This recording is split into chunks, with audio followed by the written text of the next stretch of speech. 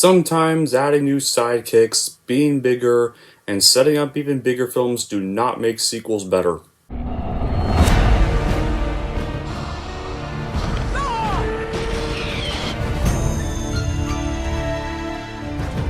are up, and they did. We're smart, and my...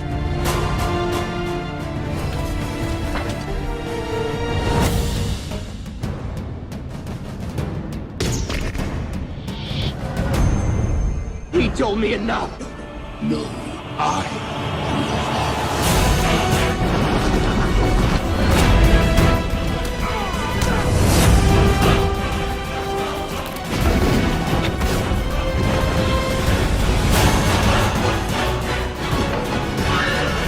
Here's Chuck.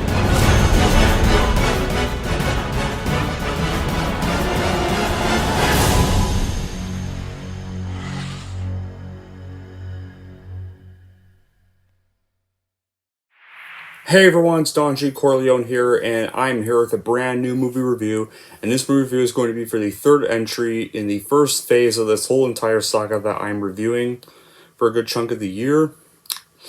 And it's going to be for the very first sequel to come in this whole universe. And it's obviously the sequel to the film that started it all, and introduced several other characters in this franchise. And that film is for none other than 2010's Iron Man 2. Yeah, the third film in the Marvel Cinematic Universe.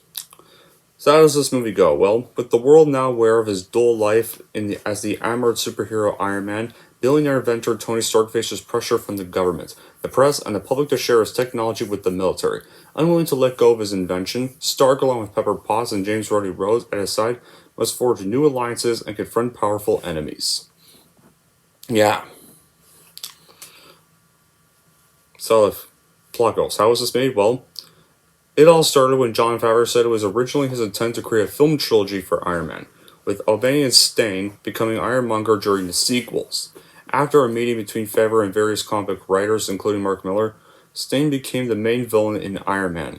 Miller argued that the Mandarin, whom Favreau originally intended to fill that role, was too fantastical, and Favreau concurred, deciding that he looked at Mandarin more like how in Star Wars at the Emperor, but Darth Vader is the guy you want to see fight. Then you work your way at the time when lightning bolts are shooting out of the fingers and all that stuff could happen. You can't have what happened in Return of the Jedi happen in A New Hope. Just not.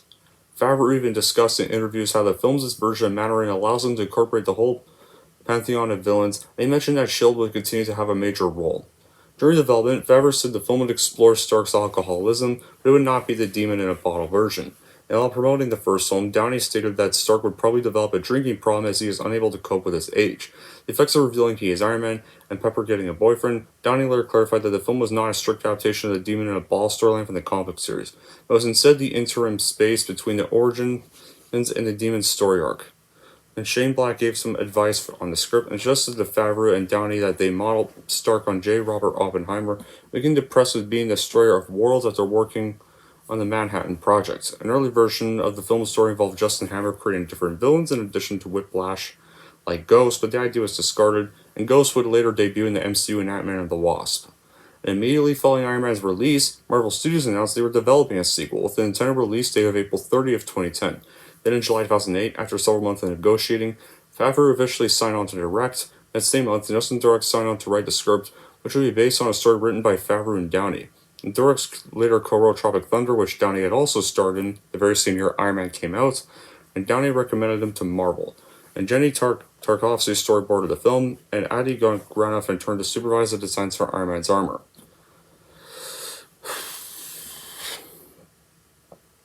Yeah. Source. Then in January 2009, Rourke and Rockwell entered negotiations to play a pair of villains. A few days later, Rockwell confirmed he would take the role, and his character would be Justin Hammer. Paul Bettany confirmed he would be returning to voice Jarvis, and Marvel entered into early talks for Emily Blunt to originally play Black Widow, though she was unable to take the role due to a previous commitment to star in, guess what? An infamous piece of shit starring Jack Black that same year called Gulliver's Travels. Boo! Fuck that movie.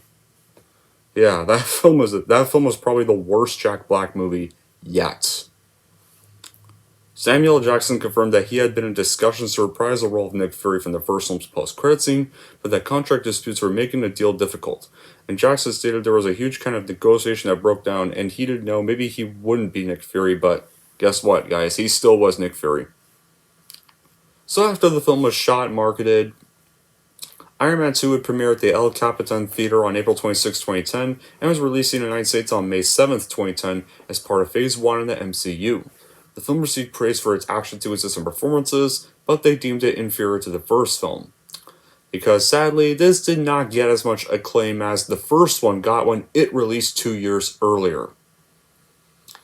But that did not stop it from being a much bigger hit at the box office, because the sequel grossed over $623 million worldwide, making it the 7th highest grossing film of 2010.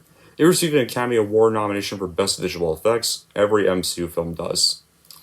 And the sequel, Iron Man 3, oh god, we're gonna get to that fucking thing in a bit, was released on May 3rd, 2013. As for my reaction, I remember not being a big fan of the sequel at all during the era of the Infinity Saga. I really enjoy the first Iron Man film. I will recap that.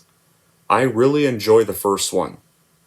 It's my 4th favorite film of the MCU. Easily just one of my favorite superhero movies of all time. That's just one of my favorite movies of all time in general. The first Iron Man, I really adore it. It pretty much not only started an entire childhood journey, it also revolutionized a new era for Marvel films. And pretty much the movie that saved Marvel from a big rut they had faced in 2007 with some stinkers or bombs. And pretty much began a new kind of era in Hollywood where Hollywood would kind of try to copy that movie's success and try to make their own universe. None of them went well. Some of them even got studio interfered. I'm talking to you, Warner Brothers. Now back to this movie anyways. The sequel just felt pale in comparison to the greatness of that film. I found it kind of boring and a bit of a piss-off at times. But upon rewatch on New Year's Eve last night, along with The Incredible Hulk, this movie is slightly a few points better than now, especially compared to just about everything in the multiverse saga now. Don't get me wrong, it is still inferior and weak, but it's not so much now upon rewatch. Jon Favreau easily knew exactly what he was doing with this movie. This is a sleek, no-holds-barred superhero movie with great performances from Robert Downey Jr. and Mickey Rourke. Let's face it, it was almost impossible to top the first one. Nevertheless, this is still a decent sequel to one of the best super movies ever made. Downey Jr. is back as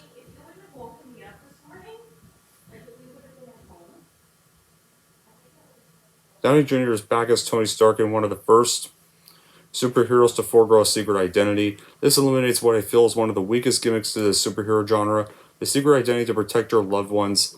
Like, ever notice how Peter Parker doesn't want to tell MJ who he is because she'd be in danger, but she ends up in danger anyway? Same for Lois Lane and Rachel Dawes in No One's Bowing films. Iron Man doesn't bother with the secret identity, and the story is better off for it. Instead, the film focuses on the actual character Tony Stark, including the character flaws he is known for in his relationship with his father.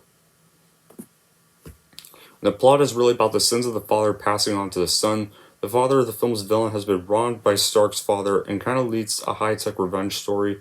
The acting is okay, although I felt the script at times gave the actors a little to work with. Even scenes that were fizzling out of boredom, a joke or two would be thrown in to spice things up and re-engage the audience. Whoever they had treat the script did a bang-up job with quips, innuendos, gags, and one-liners aplenty. These corny quips would be out of place in most movies, but in a summer comedy blockbuster, they were at the time a must. Jon Favreau not only directed this movie, but he also acted and made his debut as Happy Hogan. His directing is always full of imagination and great sense for entertainment. His funny appearance entertained me. I can still say that he didn't screw the cereal. I can also say that his directing was completely different from the first one, because from one simple movie we got one big astonishment. Knew that I can't be disappointed with his directing. I can still say that it's connecting, and every part was on higher level, and he got the best from whole cast. And also, technically speaking, this film also serves, despite being weak and inferior to the first one, it does serve a purpose in the MCU, as it's pretty much a setup for 2012's The Avengers, due to the fact it introduced us to War Machine and Black Widow, only called Nat in this film, guys. Happy Hogan and Nick Fury in 2 scenes. There is a lot of humorous and satisfying dialogue throughout. This is probably mainly due to the stellar cast. Like, Robert Downey Jr. is perfect again. Sam Rockwell is probably my favorite of all the other actors in this, villain actors in this movie, as he kind of mixes evil and comedy up very nicely. Some people don't like him because of his like attitude and due to the fact that he's kind of just a generic one-note villain. But his acting here is still pretty wonderful, despite his villain not being that really memorable or great. ScarJo is decent, but that's about it. She isn't really given much to work with, and the one long action scene she has is provided with scenes too forced and cliche to have any powerful effect. Thankfully this was only her debut, and she does get more to do in the rest of the MCU, as this was only her first appearance. And then they have Don Cheadle as replacing Rhodey. I mean, replacing Terrence Howard as Rhodey, but this one, he's just there. He's not great, and he's not bad. Nothing too fancy about him. He's also given way more to do later, thankfully, in Age of Ultron, Civil War, Infinity War, and Endgame. But not really much in here. Really. And then you got Samuel L. Jackson as Nick Fury, and he's provided with very little screen time. Very little. Just 2 scenes. But I assure you, he delivers just like you would expect him to deliver, and the ring and tone of his voice is impeccable. And Mickey Rourke is a fantastic villain, and he is a pretty fantastic villain. I mean, he's not great. He's not like memorable like Obsidian from the first one. I mean, like, he was just definitely much weaker, and I really don't like how he unfortunately quickly and easily lost the final battle. And he also didn't really get much to do. Like, he does have this cool whiplash battle on the racetrack, and then the only other fight he has is the final one. Other than that, he just kind of spends most of the film in Justin Hammer's base or jail most of the time, or just programming suits. But I blame the writers on that one. Though, the writers really could have did better with Whiplash. Yeah, but some other good elements. I mean, I really like the new elements. The more triangular one that Tony uses to cure his poisoning. Because it's more triangular. It's very creative how they didn't just use the same one for once and actually show the realistic consequences of having that element in his chest and stuff. I really like they kind of went there where sometimes having some kind of superpower actually later starts to lead to your death. I do like that whole little concept. They just could have used it better, though. I am gonna have to say that. What else can I think of? But I've got no other good qualities to say, though, because there's still some bad qualities with this movie for sure. And these are why this sequel is a bit inferior. I mean, it's slightly better compared to what I used to think of it. But here's still the qualities I still have. Like, first off, the main problem I have with Iron Man 2 was the lack of a meaningful story and motivation for almost all of the characters. Like, we're introduced to Scarlett Johansson's Black Widow, and blame it my lack of knowledge of having not read the comics the first time I saw this, I had no idea what her purpose in this movie was. The first part of this movie is she's just this hot secretary with no lines, and she puts on a tight superhero costume and tries to find Whiplash. There's a brief action sequence where she kicks some ass. That's her only role in this film. And now I did like Don Cheadle as James Rhodes slightly better than Terrence Howard, but I felt his character suffered from the lack of time for character development. And there is this scene where Tony Stark is seriously messed up, partying at his home in his Iron Man suit and randomly shooting stuff. And then Rhodes gets tired of the situation and grabs himself another one of the Iron Man suits, battles Stark, and then leaves angrily with the suit. I don't know if that's the way it was done in the comics, but I didn't really like how they did that at all. Like in the first one, we witnessed how Stark becomes Iron Man, how he needs to learn to use the suit and becomes one with it. How he builds it and we can understand that he's the only one who could use it that way. Apparently we're wrong, because all you need to become one of the Iron Men is a suit. It's like anyone could be Batman. If he just could get a hold of his cape, there's no explanation as to why Rhodes could fly this suit like he owns it and suddenly knows how to use it. Like, there wasn't anything told about the relationship between Stark and Rhodes in this film, and I just felt this part was incredibly weak. And this whole movie also feels like an add-in setup for the Avengers in an actual sequel. Characters are introduced, stuff happens, but nothing really matters. At best it hints that the big movie is going to be coming quick. Like, I didn't even know at the time, like I said, that these beginning 3 movies were setting up a big long-awaited crossover before being told it. Another big problem I had, though, was the lack of magic moments and thrilling action. Like in the first flick, I still get the goosebumps when he finally dons the red Iron Man suit, when Tony donned the red Iron Man suit for the first time in that very first film. Everything here just runs too smooth, there's like no tension, you never think anything could harm Stark, you never feel something bad is about to happen. Just try comparing this to The Dark Knight, it just feels like a kid's film in comparison. Something like the ranks of Sky High. Plus there was just too little Iron Man in Iron Man. Too little I care about. Iron Man 2 is kind of just made to prepare us for the Avengers and Thor, but by being that, it kind of just... And just to kind of set up the rest of the MCU and Infinity Saga, but by being that, it kind of forgot to be something in its own. That's the biggest difference to the first flick, which was original, fresh, and smart. Now when it comes to the characters this time around, well... You remember Tony and Pepper's perfect snarky romantic chemistry in the first film? Yeah, it's still here in the sequel. All their snarky moments and very good chemistry is still here. But sadly, a lot of their interactions just sound more mean and spiteful to each other in quite a lot of scenes. They just sound really angry, spiteful with one another this whole entire film. I really didn't like that. The same even goes for him and Rhodes. In fact, that actually brings up my biggest problem with this film, with the characters.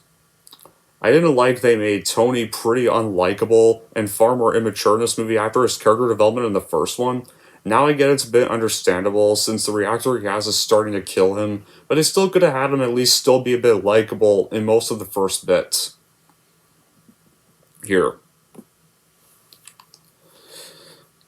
And also, I really don't like that cringy scene where he wears the suit while drunk and parties with it on. Like, that scene just feels very irritating.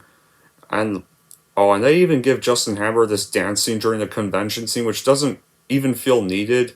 But on the bright side, though, it's probably of all of Marvel's dance scenes, this one feels the least cringy over several other times Marvel's done a dance scene. Several other times, like every other time. And then you got the final problem with the film is that it sags massively in the middle.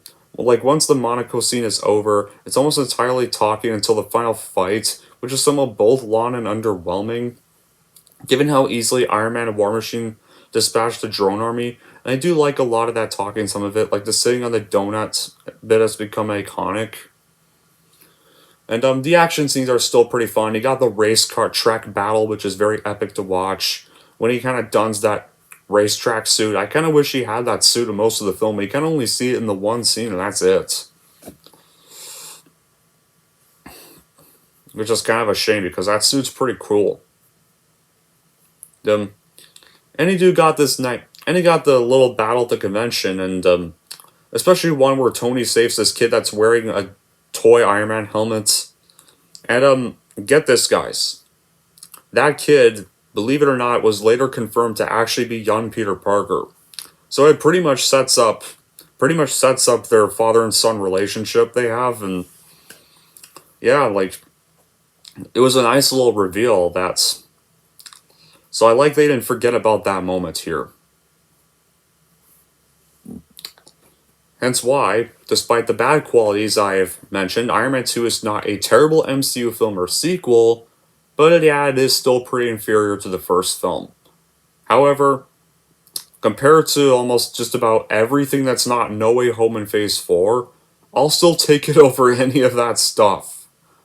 any day of my life. If you're getting introduced to now, my final recommendation is, if you're getting introduced to the Infinity Saga and still want to see more and a setup for 2012, I would recommend just streaming this movie online since it's not that memorable. Anyway, that's it for my review of Iron Man 2. If you're wondering how I'm going to rank Iron Man 2, here's how I'm going to rank this movie. So overall, if you love the first film and are ready to continue, then I would recommend watching this on Prime since there isn't much worth buying for this installment. And if you're wondering how I'm going to rank Iron Man 2, I'm going to give Iron Man 2 a 6.5 out of 10. There we go. That wraps up my review for Iron Man 2. That's 3 films down in Phase 1. So, what's going to be the next one? Well, the next one is going to be for a movie that introduces one of the more supernatural beings of the MCU. The first one to have a character from space, not on Earth, and introduced us to the iconic hammer. Yeah, guys, the first Thor film is going to be the next one I'm reviewing. So yeah, until then, guys, that'll be it for this review. Thank y'all for watching. If you like this, want to see more, and don't forget to like, subscribe to Don G. Corleone.